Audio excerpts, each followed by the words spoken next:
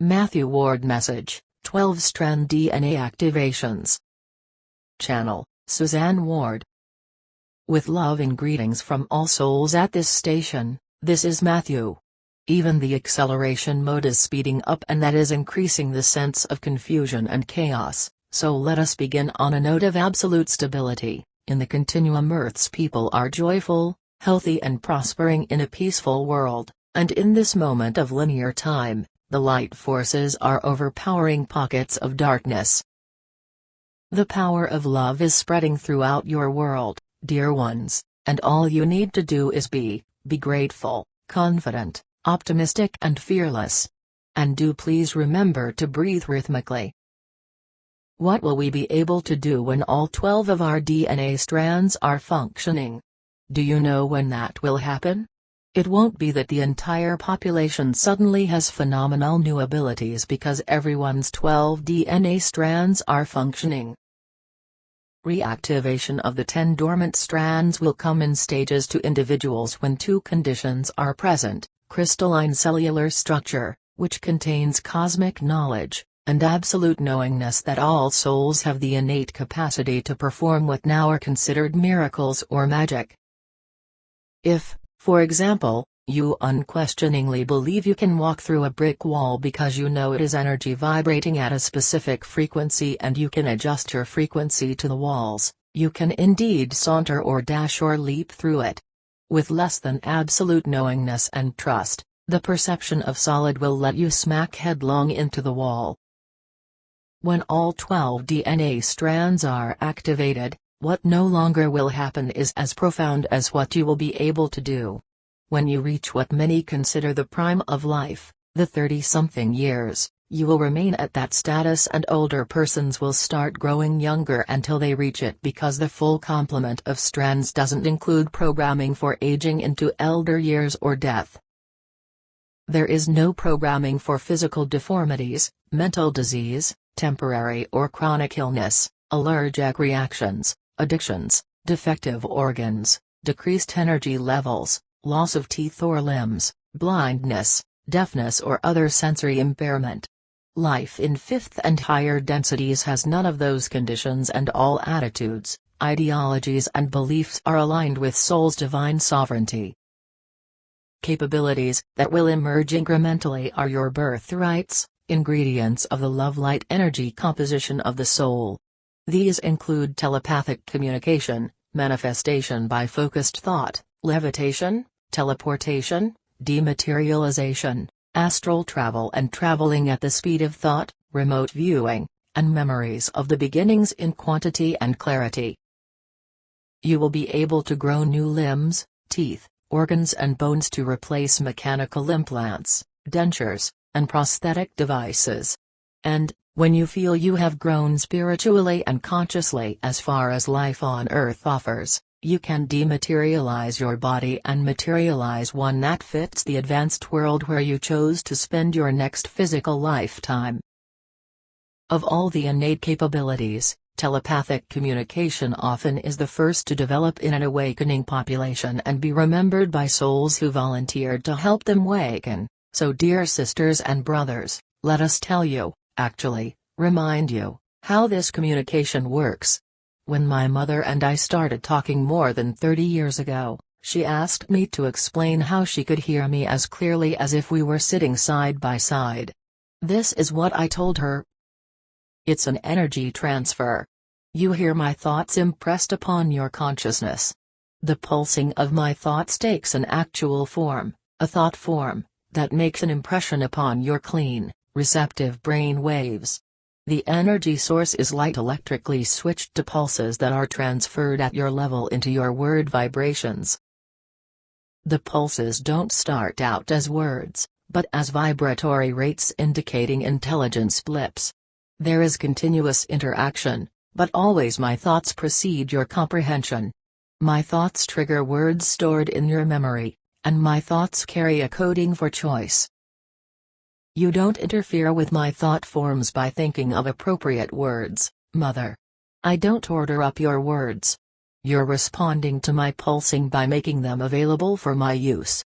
I depend upon your words to fill in the grooves of my thought forms with sensible sentences that let you comprehend what I want to convey. I pulse my intent through thought impressions, and your energy, aided by your vocabulary, memory and conscious assistance, lets the words that best express my intent come to your mind. It seems to be simultaneous, but there is an infinitesimal lag. An excerpt of Communication with Earth chapter in Mathew, Tell Me About Heaven. This means of communing, which can be by clairvoyance, clairaudience, clairsentience or all of those, happens when the time is right for each person. The beginning may be thoughts you know are not your own, or a second thought comes parallel to yours. You may start hearing a voice in your head or seeing recurring images in your mind's eye, perhaps a ticker tape repeating a short message, or you may strongly sense an unseen benevolent presence. If you are experiencing any of those signs or others that are unusual and you would like to initiate contact, you could write a note each morning to a person you would like to talk with. When a voice interrupts your thoughts, it could be that person. However, both light and dark beings are eager to connect with you. Everyone is protected by a light shield during communication with light beings, and we will offer guidance to help you reach only souls in the light. Before trying to make contact, ask for protection of the Christed light. Christed has nothing to do with Christianity, it refers to the pure love light energy essence of Creator, the most powerful force in the cosmos. No formal prayer is necessary, use whatever words are comfortable as you demand that only light beings may talk with you. Even with a protective prayer, certain circumstances invite base energies. In the beginning it is natural to think that the voice in your head may be your imagination and you seriously doubt that someone really is speaking to you. Doubt emits the low vibrations that attract dark entities, so feel as confident as you can that your connection is real. We recommend that you tell the source to identify itself instead of asking, for instance, "Is that you, Mandy?" Most assuredly a dark entity will claim to be Mandy. If you feel uneasy about what you are hearing, say, "If you aren't a light being, leave immediately," or something similar. If the speaker becomes profane or is evasive or irrational, end the conversation and delete your typed or written record. Like any other skill, telepathic conversing improves with practice, just be cautious and wise. Never attempt to communicate when you are ill, tired, achy, angry, fearful or emotionally or mentally stressed. Anything that is physically weakening or emotionally upsetting severely lowers, or fractures, your energy level. Light beings cannot lower their level to reach you, and your low energy acts like a beacon for dark entities, which exist in low vibratory ranges. Feeling egotistical or prideful about being able to communicate telepathically absolutely will connect you with base entities, whereas feeling humble and grateful your ability has emerged amidst the high vibrations that connect only with spiritually evolved souls. It is important to enter a conversation with an open mind and without expectations. Family and friends have a higher perspective of world events than when they were with you, and they also are assimilating knowledge of other lifetimes, so they may speak about subjects that surprise you, or they don't mention things you felt quite certain they would. Please don't expect to hear the voices you remember. Telepathy is an energy exchange. Also, preconceptions about what someone will say let your thoughts bleed into the transmission and distort what the source is saying. Strong beliefs also override information being transmitted. This universe is one consciousness, and conversations are as easy with persons in physical worlds as in spirit worlds. Talking with a dear one who has incarnated in a country or civilization with a language you don't know will pose no problem at all. Inherent in telepathy is a translation mode that automatically converts all languages into the language of light, which is understood at soul level throughout this universe. Beloved family, it will be a time of rejoicing when you talk with us and other unseen souls as naturally as you do with family, friends and co-workers on Earth. Still, the sound of voices always will be valuable and endearing, like hearing a baby's first words or "I love you." Speaking telepathically won't replace that, but rather immeasurably add to it, and since telepathy is the transfer of thoughts, using words to mask what is in minds isn't possible. But then, when this kind of communication is commonplace in your world, deception no longer will be part of life there. We have been asked why former U.S. President Barack Obama was willing to campaign for a man he surely must know is not Joseph Biden. The Obama seen publicly for the past few years is an AI clone that replaced the man who is acting as Barack's double. To start at the beginning, the Rockefellers head the vast formidable Illuminati faction in the United States and have long controlled both major political parties. Half the faction wanted Hillary Clinton to be Democratic Party presidential nominee in 2008, half wanted Barack Obama. When the latter became the party candidate, his backers told him Joe Biden would be his vice president, and when he won the election, they told him who to appoint to cabinet positions, and the first was Hillary as Secretary of State. Obama was both controlled and undermined by the Rockefeller bloc within and outside the government. As an example, his plan to make healthcare insurance available to citizens who didn't qualify under existing systems upset old apple carts. The Affordable Care Act fell far short of what he wanted to offer. The only legislation Congress would enact was designed by lobbyists for the Illuminati-owned insurance and pharmaceutical industries. After attempts to rig the 2012 election failed, individuals at the peak of that secret society looked ahead to Obama's potential usefulness after his second term ended. The pedophile ring that became known as Pizzagate had come to light, and a name blame would be helpful if conspiracy theory didn't deter persistent investigators. Illuminati minions made photos and films of Obama conducting satanic rites and composed blatantly false emails and other documents, added all of those to a detailed list of their unspeakable activities and implicated him as the mastermind. Along with finger-pointing as a possible use for that packet of material, the Illuminati located persons who closely resembled Barack and Michelle. When he refused to cooperate with their lethal agenda for COVID-19, both Obamas were killed.